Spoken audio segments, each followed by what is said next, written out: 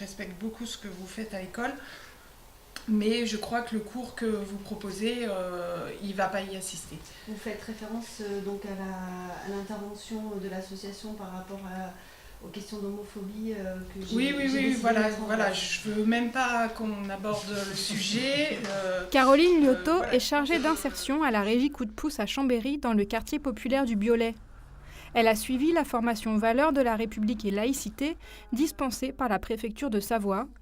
L'objectif est d'apprendre à adopter une réaction professionnelle face à des situations potentiellement conflictuelles. Dans mon travail d'accompagnement, c'est pas un sujet tabou, c'est quelque chose auquel les croyances, le fait que des personnes aient des origines culturelles très diverses, du coup on en parle librement, mais je voyais pas la place de la religion dans le travail. En réalité, la laïcité à la française n'est pas synonyme de rejet des croyances. Comme les termes coexister et vivre ensemble, c'est un mot à la mode, mais dont on ne connaît pas toujours la définition. Et pour cause, ces trois mots sont intimement liés.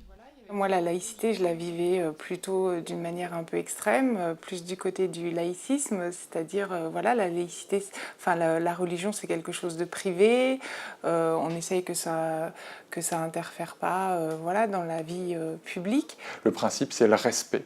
Et donc, c'est se dire que en tout lieu et à tout moment, ou presque, et c'est le ou presque qui importe, la liberté de croyance doit être respectée. Ou presque, parce que le cadre légal de la laïcité n'est pas le même selon les situations et évolue encore.